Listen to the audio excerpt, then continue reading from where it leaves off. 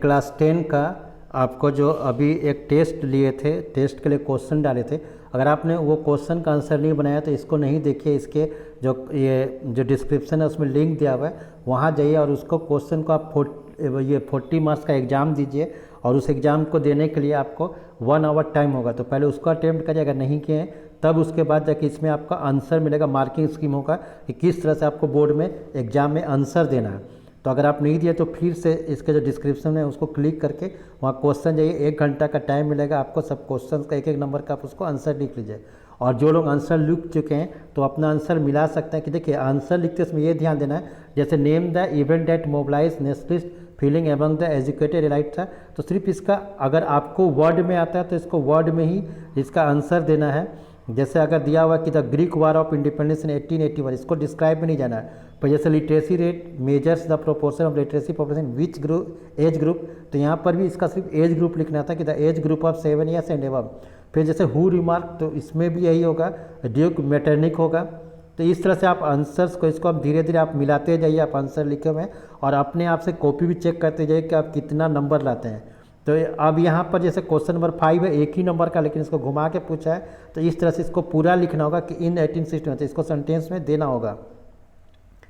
अब इसके बाद जाके अगर आप नेक्स्ट क्वेश्चन 7 का 8 का मिला रहे होंगे तो देखिए जीडीपी का आंसर देते हैं, इसमें आपको ये देखना है कि जीडीपी और gross domestic product full form में लिखना है, इसको साथ में तब जाके इसका डिफिनेशन करता है, is the total value of final goods and services.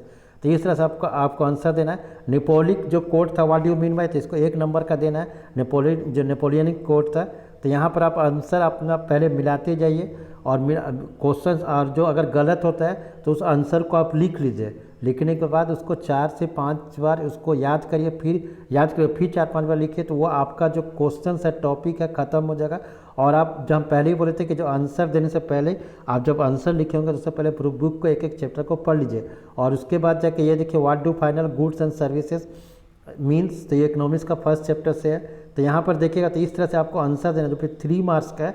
देखिए यहाँ पर 80 मार्क्स या उससे लेस होना चाहिए, not exceed then the 80 words. तो यहाँ जब आंसर हमको इतने ही वर्ड में हो रहा है तो हम इतने ही लिखें, इसलिए आप पजल नहीं होगा कि आंसर छोटा हो रहा है और अगर ज़्यादा इसको लंबा लेंदी करेगा तो आपका मार्क्स कटेगा। ये मार्किंग स्कीम यही है। फिर ये भी जैसे 5 मार्क्स का लिखना था कि what you mean by per capita income, mention A 2 limitation, तो इसको आंसर इतने ही देना है आपको, इसको 5, क्योंकि इससे ज़्यादा आंसर इसका हो नहीं सकता है, तो इसको आंसर को मिला लीजिए। फिर जैसे money can't buy all goods and services that one needs to live well, तो do you agree with this statement, justify your answer with any 3 suitable argument. तो इसको जैसे ये 5 नंबर का ही, क्योंकि 4 मार्क्स का नहीं आता है बोर्ड में पहले बोले, लेकिन ये 40 मार्क्स का एग्जाम लिए थे और इसको आप चेक करके फिर देखिएगा 40 में आप कितना लाए, तो इसको आंसर को मिला लीजिए और इसी तरीके से आंसर देना। ये मार्किंग स्कीम भी कर सकते हैं कि इस तरीके से आपको इधर से अलग नहीं देना, आंसर अलग दीजिएगा तो आपका मार्क्स जो है वो कम होगा बोर्ड में। तो इस तरह से इसको आप फिर अगर नहीं सही होगा तो इसको याद कर लीजिएगा और इसको धीरे धीरे आप पाउच करके आंसर मिला लीजिए। फिर क्वेश्चन नंबर 16 भी देखिए 5 मार्क्स का ही, 4 मार्क्स होता नहीं है।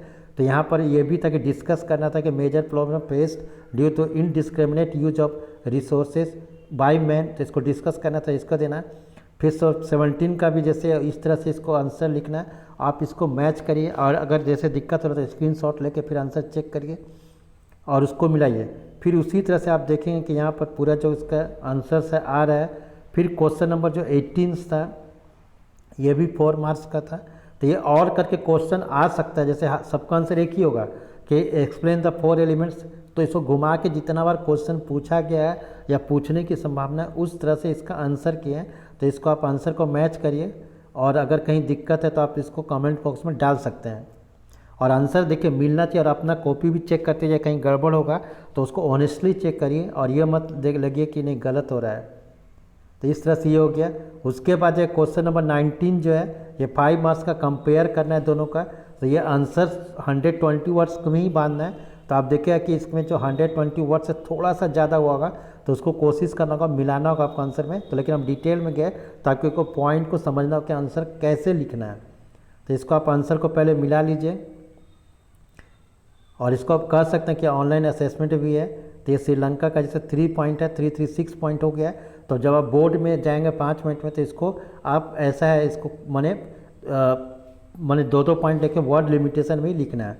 तो हमको उम्मीद है कि आप 40 में 40 लाए होंगे, नहीं लाए होंगे तो नेक्स्ट एग्जाम में के तैयार रहिएगा। फिर अगला वीडियो जो है चैप्टर 2 का हम जल्द इसको माने 15 डेज़ के अंदर डाल देंगे। जैसे आज जितना है उसको 15 दिन के अंदर डाल देंगे। Thank you.